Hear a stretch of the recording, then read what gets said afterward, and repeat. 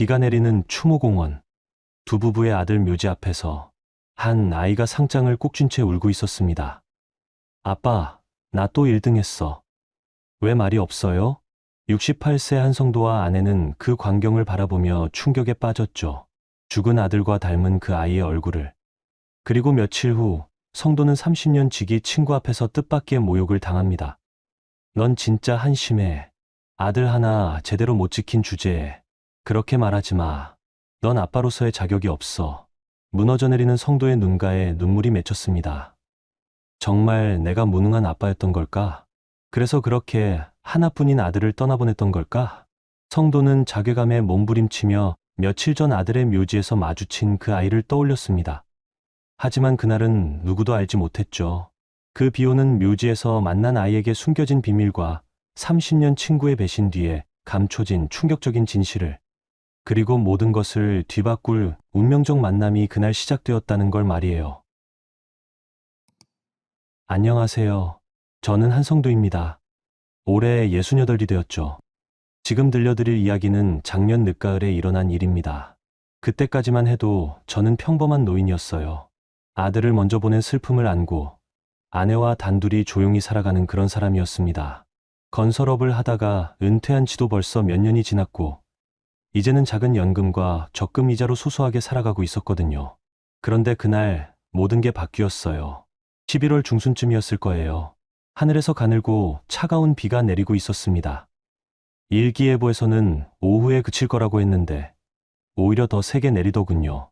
저희는 아들 기일을 맞아 공원묘지를 찾았어요.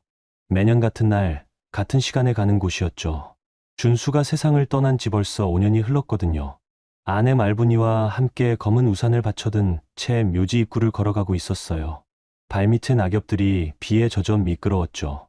말분이는 늘 그렇듯 준수가 좋아했던 국화 한 다발을 들고 있었고 저는 제사 음식을 담은 보따리를 메고 있었습니다. 오늘은 유독 춥네요. 말분이가 작게 중얼거렸어요. 그러게, 준수도 추워하겠어. 제가 대답했죠. 이런 대화를 매년 나누었거든요. 죽은 아들이 추위를 느낄 리 없다는 걸 알면서도 그렇게 말하는 게 마음이 편했어요.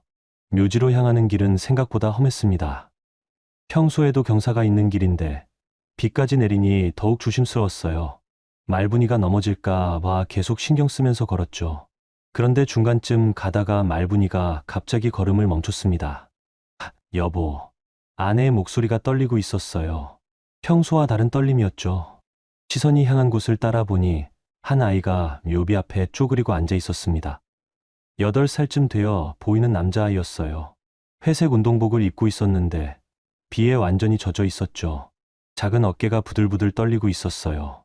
감기에 걸릴 만한 상황이었습니다. 아이는 손에 상장 같은 걸 들고 있었어요. A4 용지보다 작은 크기였는데 비에 젖어서 글씨가 번져 보였지만 분명히 학교에서 받은 상장이었어요. 아마 수학이나 그림 대회에서 받은 상인 것 같았죠. 아빠, 나 또 1등 했어요. 아이의 목소리가 빗소리에 섞여 들려왔습니다. 울음 섞인 목소리였어요.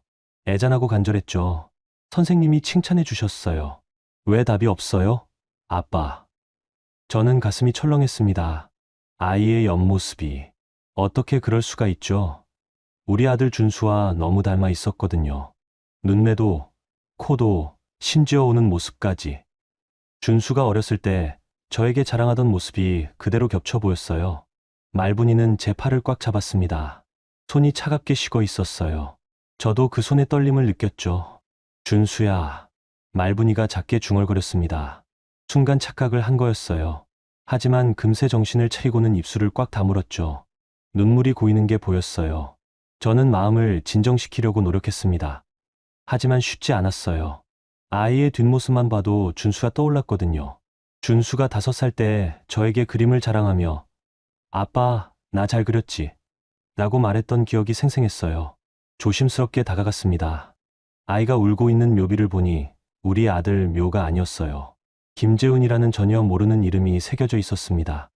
1985년생에서 2019년까지의 날짜가 적혀 있었죠. 34세 나이에 세상을 떠난 거였어요. 얘야. 제가 최대한 부드럽게 말을 걸었어요. 아이가 천천히 고개를 들었습니다. 눈물 범벅이 된 얼굴을 보는 순간 저도 숨이 막혔어요. 정말로 우리 준수를 빼닮았거든요. 특히 눈빛이 그랬어요. 맑고 순수한 눈빛이었죠. 혼자 왔니? 아이는 고개를 끄덕였습니다. 작은 목소리로 네라고 대답했어요. 엄마는? 아빠는? 엄마는 바빠요. 아빠는 여기 계세요. 아이가 묘비를 가리키며 말했어요. 그제서야 상황을 이해했죠. 이 아이의 아버지가 여기 잠들어 있었던 거예요. 말분이가 뒤에서 다가왔습니다. 자신의 우산을 아이 머리 위로 받쳐주면서 말했어요. 비 맞으면 감기 걸려요. 그때 아이가 다시 고개를 들더니 말분이를 바라봤어요. 그리고는 작게 말했습니다. 고마워요, 할머니. 말분이의 얼굴이 순간 일그러졌어요.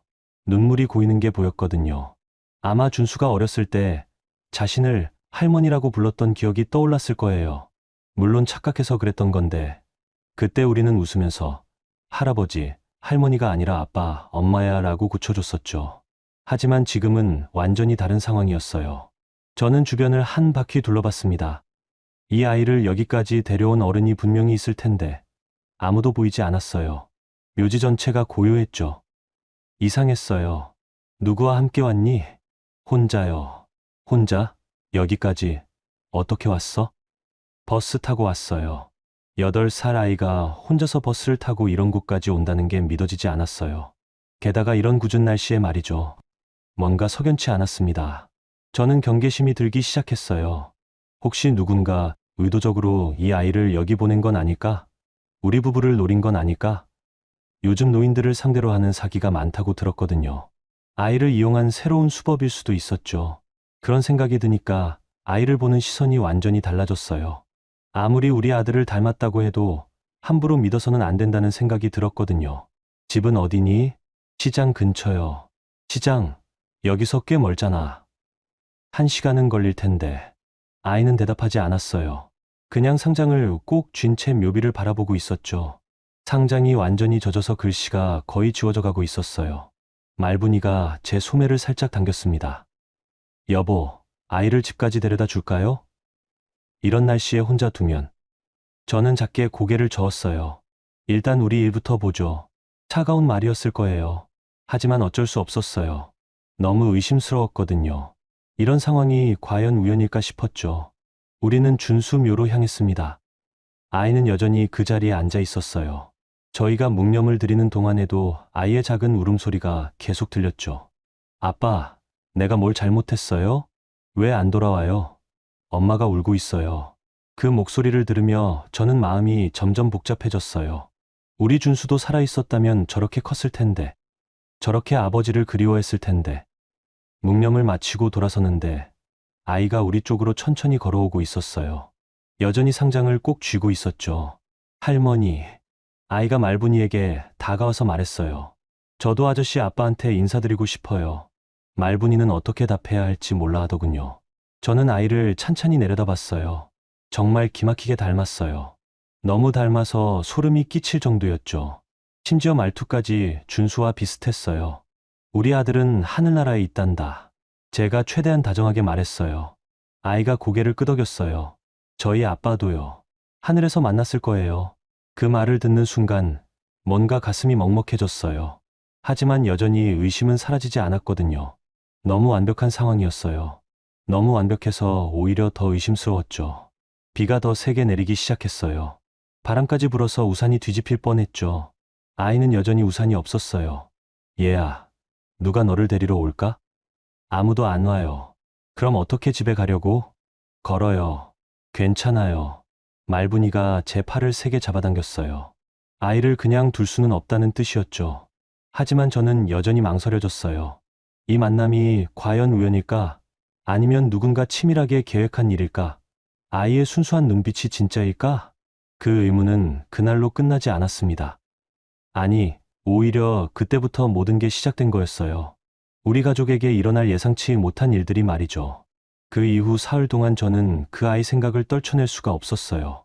밤마다 잠자리에서 뒤척이며 그 아이의 얼굴을 떠올렸죠. 너무 닮아 있었거든요. 우연치고는 말이 안 됐어요. 말분이도 마찬가지였습니다. 평소보다 말수가 줄었고 종종 멍하니 창밖을 바라보곤 했어요. 저녁 식사를 하다가도 갑자기 젓가락을 놓고 한숨을 쉬곤 했죠. 여보, 그 아이 어떻게 지낼까요? 사흘째 되는 날 아침 말분이가 조심스럽게 말을 꺼냈어요. 글쎄요. 잘 지내고 있겠죠. 저는 무덤덤하게 대답했지만 사실 저도 계속 신경이 쓰였어요. 그래서 결심했죠. 직접 가서 확인해 보기로요. 그 아이가 누군지 정말 우연인지 아닌지 말이에요. 시장통은 집에서 차로 20분 거리에 있었습니다. 오래된 재래시장이었어요. 좁은 골목 양쪽으로 작은 상점들이 빼곡히 들어서 있었죠. 생선 가게, 채소 가게, 반찬 가게들 사이로 사람들이 분주하게 오가고 있었어요. 그 아이가 시장 근처에 산다고 했으니까 분명히 주변 어디엔가 있을 거라고 생각했어요. 하지만 막상 와보니 어디서부터 찾아야 할지 막막했죠. 1시간쯤 돌아다니다가 시장 입구 쪽에서 작은 분식집을 발견했어요. 소정인의 분식이라는 낡은 간판이 걸려 있었죠. 가게 앞에 놓인 플라스틱 의자 몇 개와 작은 테이블이 전부였어요. 그런데 그 가게 앞에서 익숙한 목소리가 들렸어요. 엄마, 저 숙제 다 했어요. 그 아이였어요. 묘지에서 봤던 바로 그 아이였죠. 하온이라고 불리고 있었어요. 하온아, 그래, 착하다. 안에서 여자 목소리가 들려왔어요. 30대 후반쯤으로 보이는 여성이 앞치마를 두르고 나왔죠. 얼굴이 수척해 보였어요. 고생한 티가 많이 났어요. 그 순간 그 여성과 눈이 마주쳤습니다. 그녀의 얼굴에 놀라움과 당황이 동시에 스쳤어요. 그리고 이어서 두려움 같은 감정이 번졌죠. 혹시 한성도 사장님이세요? 그녀가 조심스럽게 물어봤어요. 제 이름을 아는 걸 보니 예상했던 대로였어요. 우연이 아니었던 거죠. 그렇습니다. 당신은 누구시죠? 저는 차가운 목소리로 물었어요. 저는 김소정이라고 합니다. 그녀가 떨리는 목소리로 대답했어요. 손으로 앞치마 끝을 꼭 쥐고 있었죠. 하온이가 저를 알아보고는 환하게 웃었어요. 아저씨, 묘지에서 봤던 아저씨네요. 순수한 웃음이었어요. 하지만 제 마음은 더욱 경직되었죠. 소정씨, 잠깐 얘기할 수 있을까요? 네, 들어오세요. 그녀가 가게 안쪽을 가리켰어요. 작은 가게 안에는 낡은 테이블 서너 개와 의자들이 있었죠. 김치찌개와 라면 냄새가 배어 있었어요. 하온이는 구석에 앉아서 숙제를 하고 있었어요. 연필을 꼭 쥐고 열심히 글씨를 쓰고 있었죠. 그 모습이 또다시 준수를 떠올리게 했어요. 어떻게 제 이름을 아시죠? 제가 직설적으로 물어봤어요. 소정 씨는 한참 동안 말을 못했어요. 손가락으로 테이블을 긁적이며 망설이고 있었죠. 사실은 제가 준수 씨와 잠깐 인연이 있었어요. 인연이요? 네. 몇 년 전에 잠시 만난 적이 있었어요. 그녀의 목소리가 점점 작아졌어요. 무언가를 숨기고 있다는 게 느껴졌죠. 언제부터 언제까지요? 2018년 여름부터 가을까지요. 2018년이면 준수가 죽기 1년 전이었어요. 그때 준수는 29이었죠. 제가 모르는 사이에 누군가와 만나고 있었던 거예요. 왜 그걸 이제야 말하는 거죠? 죄송해요. 그때는 상황이 복잡해서. 그녀가 고개를 숙였어요. 눈가가 촉촉해지는 게 보였죠. 저는 하온이를 바라봤어요. 2019년에 준수가 죽었고 지금 하온이가 8살이라면 계산이 맞았어요. 시기적으로 봤을 때 충분히 가능했죠. 혹시 하온이가 제가 말을 꺼내려는데 소정 씨가 빠르게 고개를 저었어요. 아니에요. 하온이는 제가 혼자 키우고 있어요. 아버지가 따로 있어요. 그런데 묘지에서는 자기 아빠라고. 그 묘에 계신 분이 하온이 아버지세요. 김재훈 씨요. 교통사고로 돌아가셨어요. 이상했어요. 너무 많은 우연이 겹쳐 있었거든요. 준수와 만났던 여자, 준수와 똑같이 생긴 아이, 그리고 그 아이가 묘지에서 오는 모습. 이 모든 게 과연 우연일까요? 그럼 준수와는 어떤 관계였나요? 잠시 연인이었어요. 하지만 오래가지 못했어요. 왜요? 준수 씨가 갑자기 연락을 끊었어요. 이유도 말하지 않고요. 그녀의 목소리에 서운함이 배어 있었어요. 하지만 저는 여전히 의심스러웠죠. 지금까지 왜 연락하지 않았어요? 준수가 죽은 것도 알고 있었을 텐데요. 신문에서 봤어요. 하지만 연락할 용기가 없었어요. 그리고 그녀가 말을 멈췄어요. 그리고 뭐요? 하온이 때문이었어요. 아이가 준수 씨와 너무 닮아서 사람들이 오해할까 봐 무서웠어요. 그 말을 듣는 순간 제 의심은 더욱 커졌어요. 오해할까 봐 무섭다는 건 실제로 그럴 만한 이유가 있다는 뜻 아닐까요? 오해요? 무슨 오해를 말하는 거죠? 아무것도 아니에요. 그냥 닮았다고 해서 이상한 소리 들을까 봐서요. 하지만 그녀의 표정은 뭔가를 숨기고 있다는 걸 보여주고 있었어요. 눈빛이 불안해 보였거든요. 저는 하온이를 다시 한번 자세히 봤어요. 정말 준수와 똑같았어요. 눈, 코, 입 모양은 물론이고 표정까지 그대로였죠. 이런 닮음이 과연 우연일 수 있을까요? 소정 씨, 솔직히 말해보세요. 하온이가 정말 준수와 상관없는 아이인가요? 제가 직접적으로 물어봤어요. 그녀의 얼굴이 하얗게 질렸어요. 손이 떨리는 게 보였죠. 네, 상관없어요. 정말이에요. 하지만 목소리가 너무 떨리고 있었어요. 거짓말 같다는 생각이 들었죠. 그때 하온이가 고개를 들었어요. 엄마, 아저씨 누구예요? 아무도 아니야. 계속 숙제해. 소정 씨가 서둘러 대답했어요. 저는 더 이상 물어볼 수가 없었어요. 아이 앞에서 이런 얘기를 계속할 수는 없었거든요. 제가 나가서 기다릴게요. 그렇게 말하고 가게 밖으로 나왔어요. 소정 씨도 따라 나왔죠. 사장님, 정말 오해세요. 하온이는 오해가 아니라 진실을 알고 싶은 거예요. 그 아이가 혹시 우리 아들의 아니에요. 정말 아니라고요. 그녀가 급하게 소리쳤어요. 하지만 그 반응이 오히려 더 의심스럽게 만들었죠. 그럼 증명해 보세요. 뭘 증명하라는 거예요? DNA 검사라도 해보자는 얘기예요. 제가 차갑게 말했어요. 그 순간 소정 씨의 얼굴에서 핏기가 완전히 사라졌어요. 왜 그렇게까지 해야 하는데요? 저는 아무것도 바라지 않아요. 그냥 조용히 살고 싶을 뿐이에요. 조용히 살고 싶다면서 왜 묘지에 아이를 데려갔죠? 그건 계획적으로 우리를 만나려 한 거 아닌가요? 제 목소리가 점점 날카로워졌어요. 아니에요. 하온이가 아빠를 보고 싶다고 해서 그래서 데려간 거예요. 사장님을 만날 줄은 몰랐어요. 믿기 어렵네요. 이 모든 게 너무 우연치고는 완벽해요. 그때 가게 안에서 하온이의 목소리가 들려왔어요. 엄마, 왜 밖에서 이야기해요? 소정 씨가 재빨리 가게 안으로 들어갔어요. 저는 그 자리에 서서 생각에 잠겼죠. 뭔가 이상했어요. 너무 많은 우연이 겹쳐 있었고 소정 씨의 반응도 수상했어요. 분명히 뭔가를 숨기고 있었죠. 하지만 확실한 증거는 없었어요. 그저 의심만 있을 뿐이었죠. 그리고 만약 정말로 하온이가 준수의 아들이라면 그럼 우리에게는 손자가 있는 거였어요. 복잡한 마음으로 차에 올라탔습니다. 시동을 걸면서도 계속 그 가게를 바라봤어요. 창문 너머로 소정 씨와 하온이의 모습이 보였죠. 과연 진실이 뭘까요? 그리고 저는 어떻게 해야 할까요? 집으로 돌아가는 길에 더 많은 의문이 생겼어요.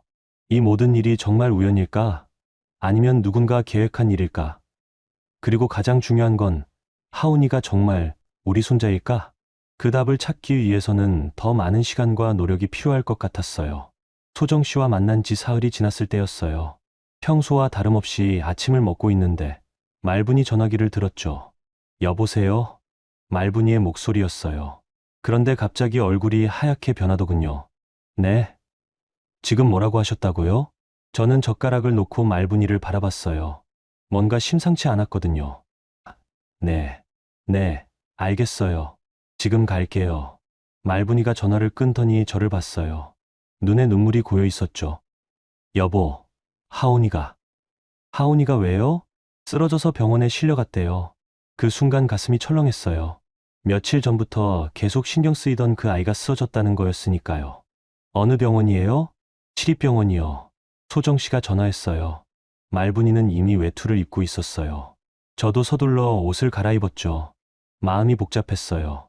그 아이와 우리가 무슨 상관이냐고 할 수도 있지만 그냥 지나칠 수는 없었거든요. 시립병원 응급실에 도착했을 때 소정 씨가 복도에서 불안한 표정으로 서 있었어요. 눈이 퉁퉁 부어 있었죠. 울었던 게 분명했어요. 소정 씨, 말분이가 다가가서 말했어요. 오셨네요. 감사해요. 소정 씨의 목소리가 떨리고 있었어요. 하온이는 어떤가요? 제가 물어봤어요. 아직 검사 중이에요. 갑자기 쓰러져서 그때 하얀 가운을 입은 의사가 나타났어요. 40대 중반쯤 되어 보였죠. 얼굴이 심각했어요. 김하온 보호자시죠? 네, 저예요. 소정 씨가 급하게 대답했어요. 아이 상태가 좀 심각합니다. 일단 안으로 들어가서 설명을 들어보시죠. 의사가 우리를 상담실로 안내했어요. 작은 방이었는데 책상 위에 여러 가지 검사 결과지들이 놓여 있었죠. 혈액 검사 결과 아이가 희귀 혈액 질환을 앓고 있는 것으로 나타났습니다. 의사가 차분하게 말했어요. 혈액 질환이요? 소정 씨가 떨리는 목소리로 물어봤어요. 재생불량성 빈혈이라고 하는 병이에요. 골수에서 혈액을 제대로 만들지 못하는 병입니다. 그럼 어떻게 해야 하나요? 골수 이식이 필요합니다. 빠를수록 좋고요. 골수 이식이라는 말을 듣는 순간 소정 씨가 주저앉을 뻔했어요. 말분이가 얼른 부축했죠. 골수 이식이요? 그런데 누가 해줄 수 있나요? 가족 중에서 적합한 기증자를 찾아야 해요. 보통은 부모나 형제가 가장 좋습니다. 의사가 말했어요. 그런데 하온이는 아버지도 없고 형제도 없었죠. 저는 어떤가요? 소정 씨가 간절하게 물어봤어요. 물론 검사해 볼 수는 있지만 부모라고 해서 반드시 맞는 건 아니에요. 확률이 25% 정도 됩니다. 25%라니 너무 낮은 확률이었어요. 그럼 만약에 안 맞으면 어떻게 되나요? 다른 기증자를 찾아야 하죠. 하지만 시간이 많지 않습니다. 의사의 말이 무겁게 들렸어요. 시간이 많지 않다는 건 그만큼 위험하다는 뜻이었거든요. 상담이 끝나고 나서 우리는 하온이가 입원한 병실로 갔어요. 아이는 침대에 누워서 산소 마스크를 쓰고 있었죠. 얼굴이 창백했어요. 그 모습을 보니 가슴이 아팠어요. 하온아. 말분이가 침대 옆에 앉으면서 조용히 불렀어요. 하온이가 천천히 눈을 떴죠. 할머니, 와주셨네요. 아이의 목소리가 가늘었어요. 하지만 여전히 맑은 눈빛이었죠. 응, 할머니가 왔어. 아픈 거 참을 수 있지? 말분이가 아이의 손을 잡았어요. 그런데 말분이의 눈에서 눈물이 흘러내리는 게 보였거든요. 저는 복도로 나와서 생각에 잠겼어요. 이 상황이 과연 우연일까요? 하온이가 쓰러진 것도, 골수 이식이 필요한 것도, 너무 많은 것들이 한꺼번에 벌어지고 있었어요. 그때 낯익은 목소리가 들려왔어요. 성도야. 돌아보니 오만규였어요. 제가 건설업을 할 때 회계를 담당했던 사람이었죠. 지금은 거의 만나지 않지만 가끔 연락을 하는 사이였어요. 만규 씨, 여기서 뭐 하세요? 아, 우리 아내가 검진받고 있어서 온 거야. 그런데 넌 왜 여기 있어? 오만규가 궁금한 표정으로 물어봤어요. 아는 사람 아이가 입원해서요. 아는 사람? 누구? 그냥 아는 사람이에요. 저는 자세한 얘기를 하고 싶지 않았어요.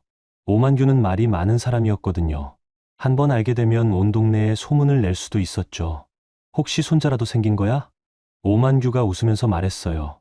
하지만 그 웃음이 왠지 어색해 보였어요. 그런 건 아니고요. 아, 그래? 그런데 성도야, 요즘 어떻게 지내? 건설업 그만둔 지 꽤 됐지. 그냥 조용히 살고 있어요. 그때 일이 좀 아쉬웠어. 준수가 갑자기 사고를 당하는 바람에 오만규가 준수 얘기를 꺼내니까 기분이 좋지 않았어요. 그 얘기는 하지 맙시다. 미안. 그런데 그때 회사 정리하면서 서류들 다 잘 처리됐지? 서류요? 응. 각종 계약서라든지 회계장부라든지. 나중에 문제될 만한 건 없었지. 이상한 질문이었어요. 왜 갑자기 그런 걸 묻는지 모르겠더군요. 별 문제 없었던 것 같은데요. 그래? 다행이다.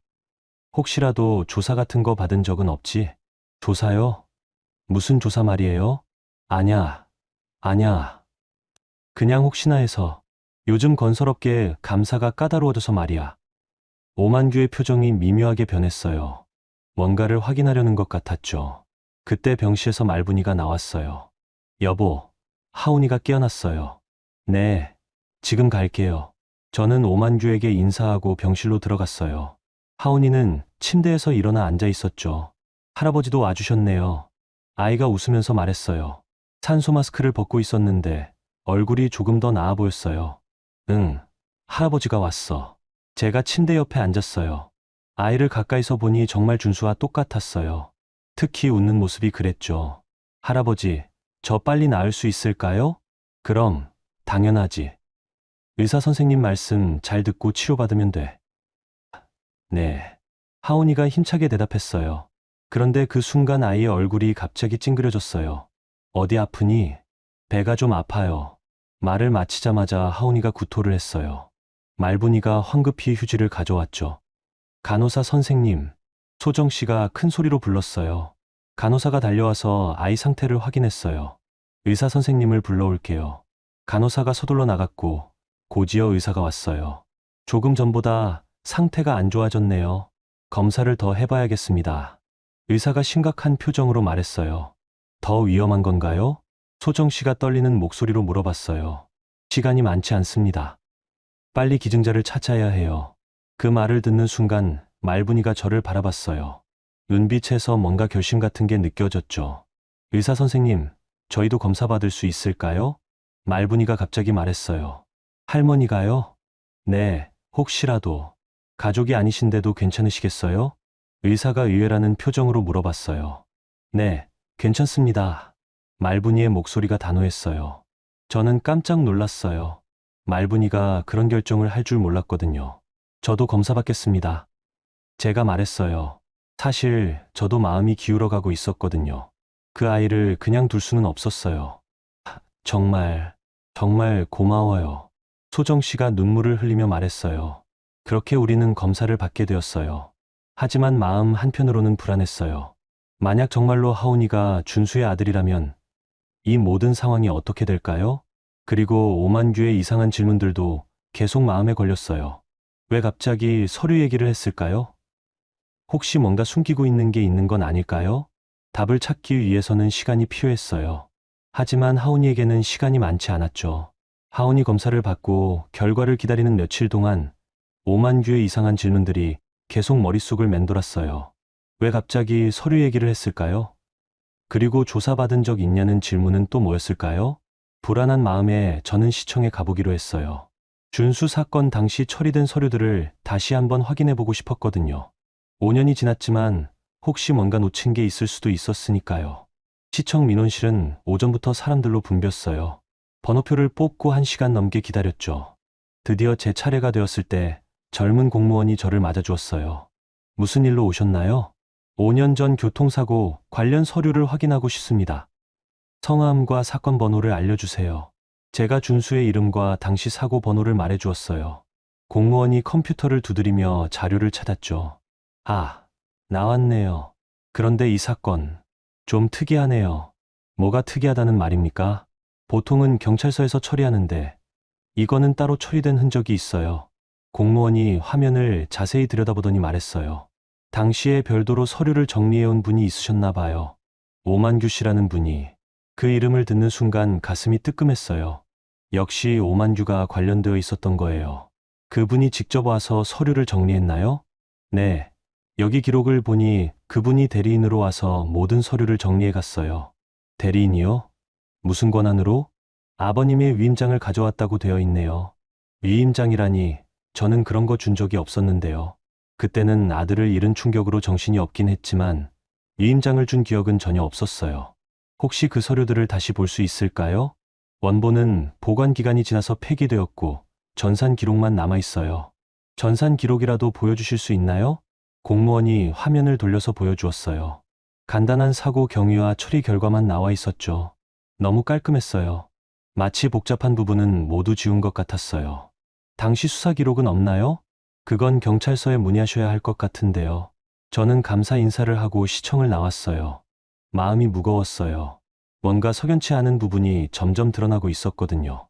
경찰서로 가는 길에 오만규한테 전화를 걸었어요. 직접 물어보는 게 나을 것 같았거든요. 만규 씨, 저 성도예요. 아, 성도야. 무슨 일이야? 잠깐 만날 수 있을까요? 물어볼 게 있어서요. 지금? 갑자기 왜? 목소리에서 경계하는 기색이 느껴졌어요. 준수 사건 때 서류 처리한 것 관련해서요. 전화 너머로 잠깐 침묵이 흘렀어요. 아, 그거? 그때 네가 정신없어 해서 내가 대신 정리해 준 거잖아. 위임장도 만규 씨가 만든 건가요? 위임장? 아, 그래. 네가 사인해달라고 해서 해준 거야.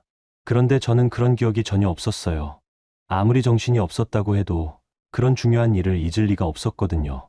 어디서 만날까요? 우리 사무실로 와. 오늘 오후에 오만규의 사무실은 시내 중심가에 있었어요. 요즘은 세무 관련 일을 하고 있다고 들었죠. 제가 건설업을 그만둔 후에도 꾸준히 연락을 주고받던 몇 안 되는 사람 중 하나였어요. 오후 2시쯤 사무실에 도착했어요. 작은 빌딩 3층에 있는 사무실이었죠. 문을 열고 들어가니 오만규가 책상에 앉아 있었어요. 왔구나. 오만규가 반갑지 않은 표정으로 저를 맞았어요. 예전에는 그런 적이 없었는데 오늘은 뭔가 어색했어요. 앉아. 저는 책상 앞 의자에 앉았어요. 사무실 안은 서류들로 가득했죠. 벽에는 여러 자격증들이 걸려 있었어요. 그래서 뭐가 궁금한데? 오만규가 팔짱을 끼며 물어봤어요. 예전보다 말투가 거칠어진 것 같았어요. 준수 사건 때 서류를 만규 씨가 정리했다고 하던데 정확히 어떤 걸 정리한 거예요? 별거 아냐. 그냥 행정적인 절차들, 사고 신고서나 보험 처리 같은 거. 그런데 제가 위임장을 준 기억이 없어요. 오만규의 얼굴이 순간 굳어졌어요. 기억이 없다고? 네가 직접 사인했잖아. 정말 그랬나요? 저는 정말 기억이... 야, 한성도. 오만규가 갑자기 목소리를 높였어요. 지금 나를 의심하는 거야? 의심하는 게 아니라 궁금해서. 궁금해서 5년이 지나서 갑자기 궁금하다고? 오만규가 책상을 탁 치며 일어났어요. 얼굴이 벌겋게 달아올랐죠. 네가 지금 뭘 하는지 알아? 나한테 고마워해야 할 사람이 이렇게 나와? 고마워할 일이 뭐가 있죠? 뭐가 있긴. 내 회사 일 처리해준 것부터가 얼마나 큰 일인데. 회사 일이요? 그때 내 회사가 어떤 상황이었는지 기억 안 나? 준수가 죽고 나서 온갖 문제들이 터져나왔잖아. 오만규의 말에 가슴이 철렁했어요. 그때는 아들을 잃은 슬픔에 회사 일까지 신경 쓸 여력이 없었거든요. 무슨 문제들 말이에요? 계약서 문제, 자금 문제. 자세히 말하자면 길어. 어쨌든 내가 다 처리해줬으니까 네가 지금 이렇게 조용히 살 수 있는 거야. 오만규가 저를 노려보며 말했어요. 그 눈빛이 예전과는 완전히 달랐어요. 차갑고 적대적이었죠. 그런데 지금 와서 의심을 해. 정말 뻔뻔하네. 저는 의심하는 게 아니라 닥쳐. 오만규가 소리를 질렀어요. 사무실 안이 순간 조용해졌죠. 넌 그때 아무것도 못했잖아. 아들 죽었다고 울기만 하고 회사 일은 나한테 다 떠넘기고 그런 주제에 지금 와서 뭘 따져? 그 말이 가슴에 박혔어요. 맞는 말이었거든요. 그때 저는 정말 아무것도 못했어요. 준수를 잃은 충격에 모든 걸 내팽개쳤었죠. 미안합니다. 그런 뜻이 아니었어요. 저는 고개를 숙였어요. 오만규의 말이 틀리지 않았거든요. 미안하긴. 네가 지금까지 편하게 산 것도 누구 덕분인지 알아? 오만규가 책상 위에서 담배를 꺼내 물었어요. 사무실 안에서 담배를 피우는 건 불법이었지만 그는 신경 쓰지 않는 것 같았어요. 만규 씨 덕분인 건 알아요. 감사하게 생각하고 있어요. 감사하게 생각한다면서 왜 이런 식으로 나와? 정말 배은망덕하네. 담배 연기가 제 얼굴에 날렸어요. 기침이 나왔지만 참았어요. 그냥 하온이 때문에 예전 일들이 생각나서. 하온이. 그게 누구야? 아는 아이예요. 병원에 입원해서. 아, 그래? 그런데 그게 준수 사건하고 무슨 상관이야? 오만규가 비웃듯 말했어요. 상관은 없지만 그냥 마음이 복잡해져서요. 마음이 복잡하다고 나한테 와서 트집 잡는 거야? 트집이 아니라. 그럼 뭐야? 네가 지금 하는 게 트집이 아니면 뭐야? 오만규의 목소리가 점점 거칠어졌어요. 얼굴에 핏기가 돌았죠. 넌 진짜 한심해. 아들 하나 제대로 못 지킨 주제에. 그 말을 듣는 순간 머릿속이 하얗게 되었어요. 아들을 제대로 못 지켰다는 말. 그게 제일 아픈 부분이었거든요. 그런 말은 하지 말아요. 제 목소리가 떨렸어요. 왜? 사실인데 네가 아들을 제대로 챙겼으면 그런 일이 일어났겠어? 그만해요. 그만하긴. 진실을 말해주는 건데. 오만규가 담배를 제 떠리에 비벼끄며 말했어요. 넌 아버지 자격이 없어. 아들도 제대로 못 지키고 회사도 제대로 못 굴리고 그런 주제에 지금 와서 나한테 뭘 따져? 그 말들이 하나하나 가슴을 찔렀어요. 화가 났지만 동시에 자책감도 들었어요. 정말 제가 부족한 아버지였나 싶어서요. 저는 자리에서 일어났어요. 죄송합니다. 괜히 와서 기분 상하게 했네요. 그래, 이제야 정신 차리는군. 앞으로는 이런 식으로 나오지 마. 오만규가 손을 흔들며 저를 쫓아냈어요. 사무실을 나서면서 마음이 무거웠어요. 오만규의 말들이 계속 귓가에 맴돌았거든요. 정말 제가 그런 아버지였을까요? 하지만 한편으로는 다른 생각도 들었어요. 오만규의 반응이 너무 격했다는 거였죠. 단순한 질문에 왜 그렇게 화를 낼까요? 혹시 정말로 뭔가 숨기고 있는 건 아닐까요? 집으로 돌아가는 길에 결심했어요. 더 자세히 알아보기로요. 오만규가 무엇을 숨기고 있는지, 준수의 죽음에 정말 다른 이유는 없는지, 이번에는 제대로 확인해 보겠다고요. 아들을 제대로 지키지 못한 아버지라는 말을 들었지만, 이제라도 진실을 찾아보겠다는 마음이었어요. 오만규 사무실에서 돌아온 그날 밤, 병원에서 전화가 왔어요. 검사 결과가 나왔습니다. 내일 오전에 오셔서 상담 받으시겠어요? 간호사의 목소리였어요. 저와 말분이가 받은 골수적합성 검사 결과가 나온 거였죠. 다음 날 아침 일찍 병원에 갔어요. 말분이는 긴장한 표정이었고, 저도 마찬가지였죠. 검사 결과에 따라 하은이의 생명이 달려 있었거든요. 의사가 결과지를 들고 상담실에 들어왔어요. 먼저 어머니 결과부터 말씀드릴게요. 아쉽게도 적합하지 않습니다. 말분이의 얼굴이 순간 일그러졌어요. 기대했던 만큼 실망도 컸겠죠. 그런데 아버님은 의사가 저를 바라보더니 미소를 지었어요. 놀랍게도 매우 높은 적합률을 보입니다. 95% 일치합니다. 그 말을 듣는 순간 가슴이 뛰었어요. 95%라니 거의 완벽한 수준이었죠. 그럼 제가 기증할 수 있다는 뜻인가요? 네, 충분히 가능합니다. 하지만 연세를 고려해서 추가 검사가 필요하긴 해요. 의사의 설명을 들으며 저는 이상한 느낌이 들었어요. 혈연관계도 아닌데 어떻게 이렇게 높은 일치율이 나올 수 있을까요? 병실로 가는 길에 말분이가 제 팔을 잡았어요. 여보, 이상하지 않아요? 너무 우연 같은데. 말분이도 같은 생각이었나 봐요. 저 역시 뭔가 석연치 않았거든요. 하온이 병실에 도착했을 때 수정 씨가 아이 침대 옆에서 울고 있었어요. 아이는 또다시 의식을 잃은 상태였죠. 소정 씨, 제가 조심스럽게 불렀어요. 소정 씨가 고개를 들었는데 눈이 퉁퉁 부어 있었어요. 하온이가 또 쓰러졌어요. 의사 선생님이 시간이 얼마 안 남았다고. 그녀의 목소리가 떨리고 있었어요. 재검사 결과가 나왔어요. 기증이 가능하다고 합니다. 그 말을 듣자 소정 씨의 얼굴에 희망이 번졌어요. 정말이에요? 네, 95% 적합합니다. 고마워요. 정말 고마워요. 소정 씨가 제 손을 잡으며 눈물을 흘렸어요. 그런데 그 순간 저는 이상한 기분이 들었어요. 마치 이 모든 상황이 운명 같다는 생각이 들었거든요. 그때 갑자기 5년 전 일이 떠올랐어요. 준수가 마지막으로 집에 온 날이었죠. 그날 준수는 평소와 달리 심각한 표정이었어요. 뭔가 고민이 있어 보였죠. 아버지, 말씀드릴 게 있어요. 준수가 조심스럽게 말을 꺼냈었어요. 무슨 일이냐? 회사 일 때문인데 오만규 과장님이 이상한 제안을 했어요. 이상한 제안이라니 계약서를 좀 바꾸자고, 날짜나 금액을 조작하자고 하더라고요. 그때 저는 바쁘다는 핑계로 준수 말을 제대로 듣지 않았어요. 회사 일이야 오만규가 알아서 처리하겠거니 생각했거든요. 아버지라 바쁘시니까 제가 알아서 처리할게요. 준수가 그렇게 말하고 나간 게 마지막이었어요. 다음 날 아침 준수가 건설 현장에서 낙상사고로 죽었다는 연락을 받았죠. 그때는 단순한 안전사고라고 생각했어요. 하지만 지금 생각해보니 모든 게 이상했어요. 왜 하필 그 시점에 사고가 일어났을까요? 왜 오만규가 모든 서류를 처리했을까요? 그리고 왜 저는 그것들을 제대로 확인하지 않았을까요? 아들의 마지막 말이 계속 귓가에 맴돌았어요. 오만규의 이상한 제안, 그게 뭐였을까요? 병실에서 하온이를 바라보며 저는 결심했어요. 더 이상 피하지 않기로요. 이 아이가 정말 제 손자인지 준수의 죽음에 다른 이유가 있는지 모든 걸 밝혀내기로 했어요. 의사 선생님, 제가 담당 의사를 불렀어요. 언제 수술할 수 있나요? 아버님 추가 검사만 끝나면 바로 가능합니다. 내일까지 검사하고 모레쯤 수술하면 될 것 같아요. 그럼 준비해 주세요. 제가 단호하게 말했어요.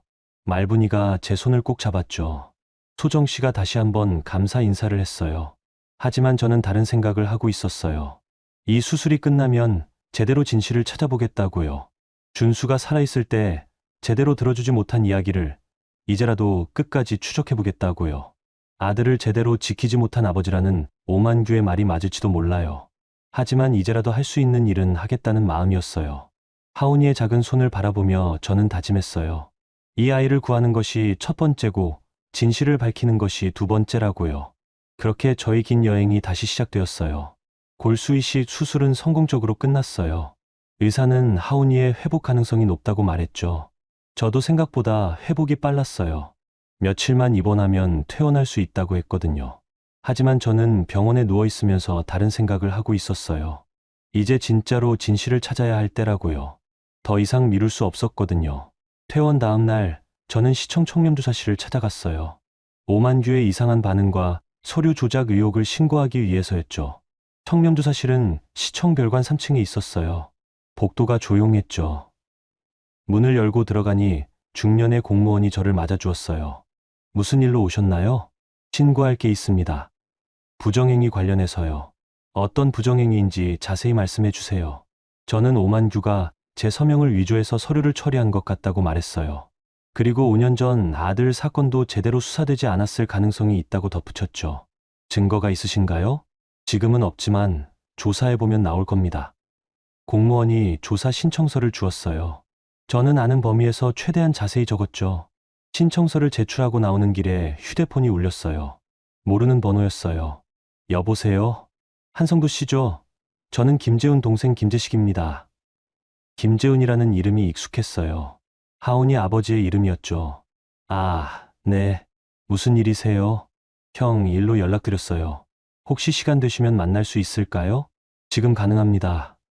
1시간 후 시내 커피숍에서 김재식 씨를 만났어요. 30대 후반쯤 되어 보이는 남자였죠. 얼굴에 근심이 가득했어요. 형이 죽기 전에 이상한 말을 했어요. 김재식 씨가 조심스럽게 말을 꺼냈어요. 이상한 말이요? 누군가 자신을 협박하고 있다고. 그리고 하온이를 위해 어떤 선택을 해야 할 것 같다고. 협박이라니요? 자세한 건 말하지 않았어요. 하지만 며칠 후에 교통사고로 김재식 씨의 목소리가 떨렸어요. 혹시 그 협박이 누구 때문인지 아세요? 정확하진 않지만 오만규라는 사람 이야기를 한 적이 있어요. 그 이름을 듣는 순간 온몸에 소름이 돋았어요. 그 사람이 형에게 뭘 시켰는지는 모르겠지만 형이 거부하니까 위협했던 것 같아요. 어떤 위협이요? 하온이를 해치겠다고. 그래서 형이 어쩔 수 없이 김재식 씨가 말을 잇지 못했어요. 하지만 충분히 이해할 수 있었죠. 아이를 인질로 협박을 받았다는 거였어요. 그런데 왜 이제서야 말씀하시는 거예요? 무서웠어요. 저도 똑같이 당할까봐. 그런데 하온이가 아프다고 들어서. 김재식 씨가 고개를 숙였어요. 혹시 증거가 있나요? 형이 숨겨둔 녹음 파일이 있어요. USB에 저장해뒀거든요. 그가 작은 USB를 꺼내서 테이블 위에 놓았어요. 이걸 경찰에 신고하려고 했는데 용기가 안 나더라고요. 그런데 하온이 수술해 주신다고 들어서 이제는 말씀드려야 할 것 같아서요. 저는 USB를 받았어요. 손이 떨렸죠. 집으로 돌아와서 컴퓨터에 USB를 꽂았어요. 몇 개의 파일이 있었는데 그 중 하나는 녹음 파일이었어요. 재생 버튼을 누르는 순간 익숙한 목소리가 들려왔어요. 오만규의 목소리였죠. 김재훈 씨, 생각해봤어요? 안 된다고 했잖아요. 그런 일은 할 수 없어요. 김재훈의 목소리가 떨리고 있었어요. 그럼 하온이는 어쩔 거예요? 아이가 다치면 누가 책임질 건데요? 그게 무슨 말이에요? 간단해요. 한성도 회사 계약서 몇 개만 바꿔치기 하면 되는 일이에요. 그러면 하온이도 안전하고 당신도 돈을 받을 수 있고요. 절대 안 됩니다. 그럼 후회하게 될 거예요. 녹음은 거기서 끝났어요. 하지만 충분했어요. 오만규가 김재훈을 협박해서 제 회사 서류를 조작하려 했다는 게 분명해졌거든요. 그런데 더 충격적인 건 다른 파일이었어요. 문서 파일이었는데 제 회사의 비자금 내역이 자세히 적혀 있었어요. 오만규가 몇 년간 빼돌린 금액이 수억 원에 달했죠. 그리고 마지막 파일에는 더욱 놀라운 내용이 있었어요. 준수가 오만규의 비리를 눈치채고 추궁했다는 기록이었죠. 그리고 그 며칠 후에 준수가 사고로 죽었다는 모든 퍼즐이 맞춰지기 시작했어요. 오만규는 회사 돈을 빼돌리고 있었고 준수가 그걸 눈치챈 거였어요. 그래서 준수를 제거한 후 김재훈까지 협박해서 증거를 인멸하려 했던 거죠. 하지만 김재훈이 거부하자 그도 제거해버린 거였어요. 교통사고로 위장해서 말이에요. 그리고 하온이 그 아이는 정말 준수의 아들이었을 거예요. 소정 씨가 숨겼던 이유도 이해가 됐죠. 오만규가 준수의 아들까지 노릴 수도 있었으니까요. 모든 진실이 드러나자 분노가 치밀었어요. 오만규 때문에 아들을 잃었고 손자도 위험에 빠뜨린 거였어요. 그리고 5년 동안 저를 속여왔던 거죠. 다음 날 아침 일찍 시청 청년조사실에 다시 갔어요. 김재식 씨도 함께 갔죠. 우리는 USB와 함께 모든 증거를 제출했어요. 이 정도면 충분히 수사가 가능합니다. 검찰에도 통보하겠습니다. 담당자가 심각한 표정으로 말했어요. 그런데 조심하세요. 상대방이 눈치채면 증거를 인멸할 수도 있거든요. 우리는 조심하겠다고 약속했어요. 그 오후 경찰서에서 연락이 왔어요. 정식 수사에 착수한다고 했죠. 그리고 오만규를 소환 조사하겠다고 했어요. 저는 말분이에게 모든 사실을 말했어요. 말분이는 충격을 받았지만 동시에 안도하는 것 같았어요. 드디어 진실이 밝혀진 거였으니까요. 여보, 이제 준수도 편히 쉴 수 있겠네요. 말분이가 눈물을 흘리며 말했어요. 하지만 저는 아직 긴장을 늦출 수 없었어요. 오만규가 가만히 있지 않을 것 같았거든요. 지금까지 그렇게 교묘하게 일을 처리해온 사람이었으니까요. 과연 끝까지 진실이 밝혀질 수 있을까요? 아니면 오만규가 또 다른 수를 써올까요? 그 답은 앞으로 며칠 안에 나올 것 같았어요. 오만규에 대한 수사는 생각보다 빠르게 진행되었어요. 김재훈이 남긴 증거들이 너무 명확했거든요. 검찰은 사흘 만에 오만규를 긴급 체포했죠. 체포 소식을 들었을 때 저는 복잡한 심정이었어요. 30년 넘게 알고 지낸 사람이었는데 그가 이런 짓을 했다는 게 믿어지지 않았거든요. 동시에 아들의 원수를 갚았다는 안도감도 들었죠. 검찰 조사 과정에서 더 많은 진실이 밝혀졌어요. 오만규는 제 회사 자금을 횡령한 돈으로 부동산 투자를 했다가 큰 손실을 봤다고 해요. 그 손실을 메우기 위해 더 많은 돈이 필요했고 그래서 준수를 없애버린 거였죠. 준수가 회계장부에 이상한 점을 발견하고 추궁하자 오만규는 모든 게 들통날 것을 두려워했어요. 그래서 건설 현장에서 사고가 일어나도록 조작한 거였죠. 크레인 운전자에게 돈을 주고 협력하게 했다고 했어요. 김재훈도 마찬가지였어요. 오만규는 그에게 서류 조작을 강요했지만 거절당했죠. 그래서 교통사고로 위장해서 제거한 거였어요. 그 운전자도 결국 체포되었어요. 가장 충격적인 건 하온이에 대한 진실이었어요. 정말로 준수의 아들이 맞았거든요. DNA 검사 결과가 그걸 증명했어요. 소정 씨가 그동안 숨겼던 이유도 이해할 수 있었어요. 오만규가 준수의 모든 흔적을 지우려 했을 테니까 아이까지 위험에 빠뜨릴 수 없었던 거죠. 수사가 진행되는 동안 저는 매일 병원에 갔어요. 하온이는 골수 이식 후 놀라울 정도로 빨리 회복되고 있었거든요. 의사도 기적 같은 회복력이라고 했죠. 할아버지, 저 이제 괜찮아요? 어느 날 하온이가 침대에 앉아서 물어봤어요. 얼굴에 혈색이 많이 돌아왔죠. 응, 이제 괜찮아. 곧 퇴원할 수 있을 거야. 정말요? 그럼 학교도 갈 수 있고요? 아이의 눈이 반짝였어요. 그 모습이 어린 시절 준수와 똑같았죠. 소정 씨도 많이 달라졌어요. 처음에는 저를 경계했었는데 이제는 편안해하는 것 같았어요. 더 이상 숨길 비밀이 없어졌으니까요. 사장님. 아니, 아버님.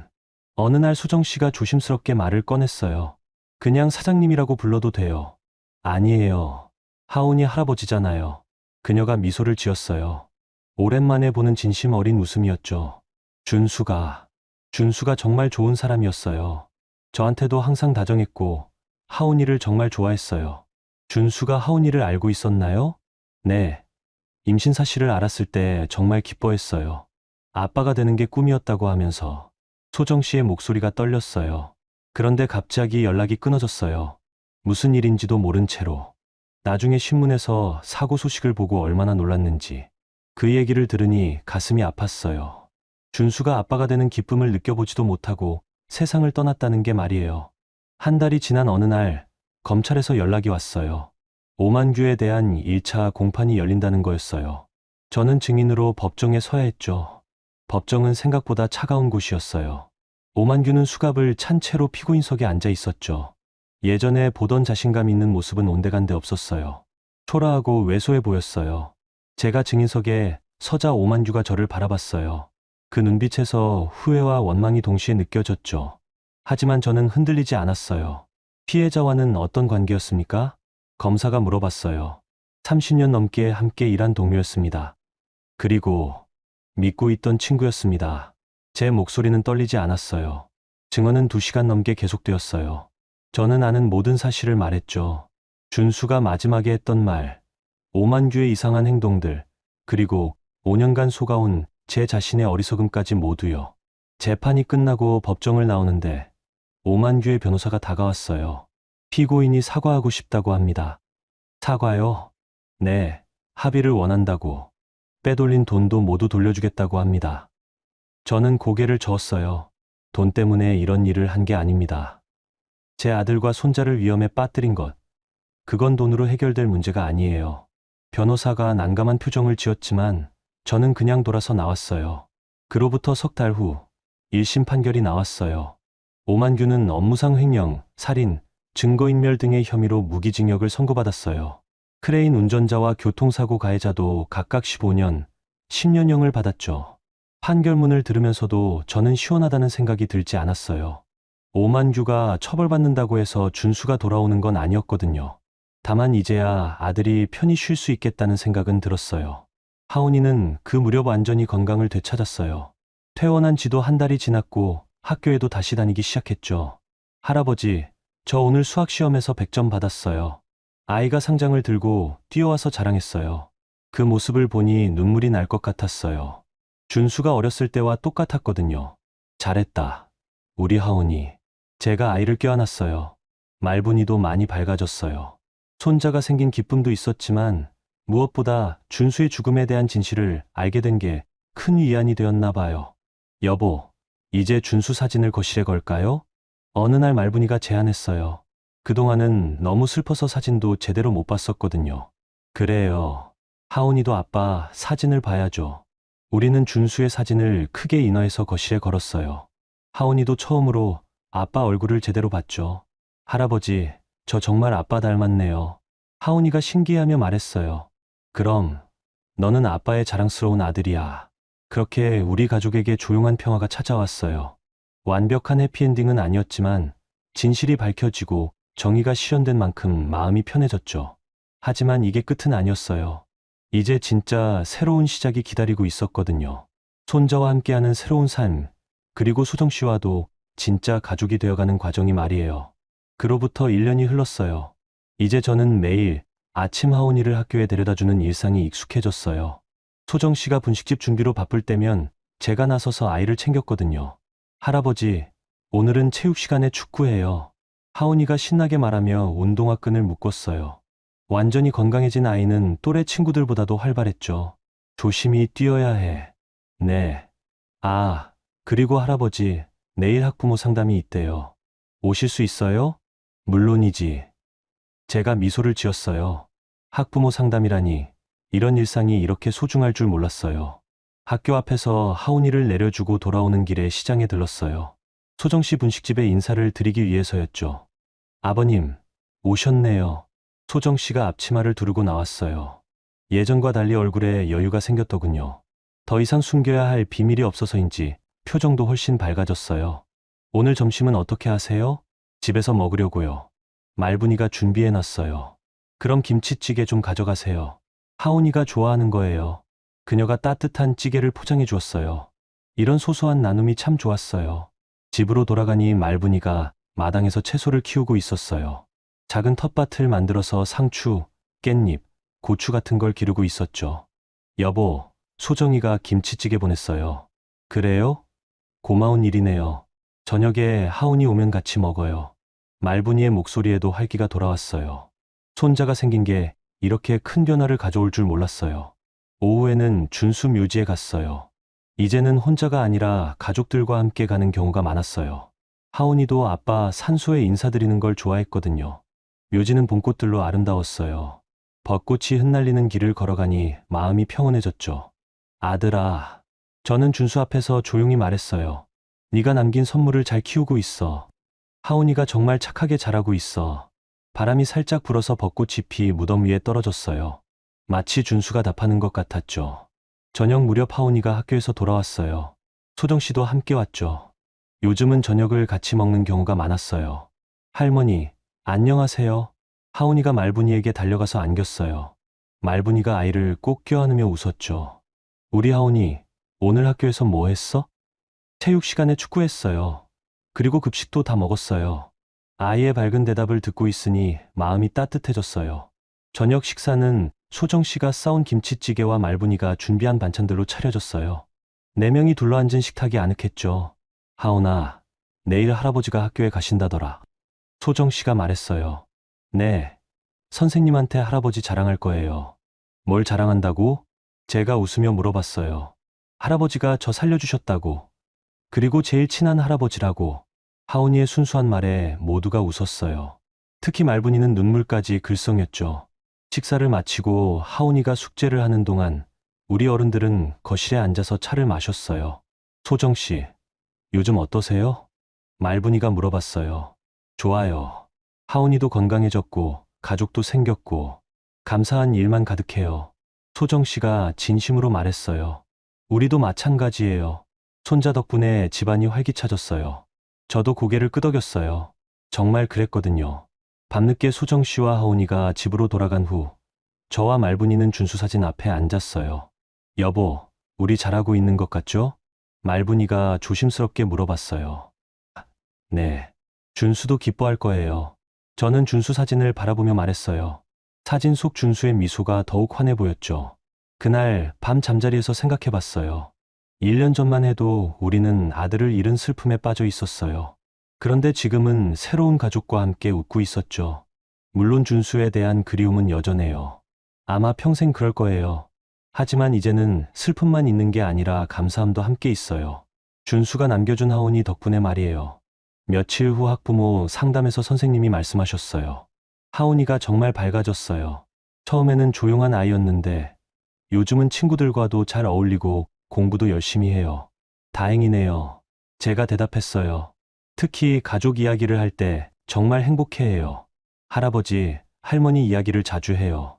그 말을 들으니 뿌듯했어요. 우리가 하온이에게 좋은 할아버지, 할머니가 되고 있다는 뜻이었거든요. 집으로 돌아오는 길에 저는 깨달았어요. 행복이라는 건 거창한 게 아니구나 하고요.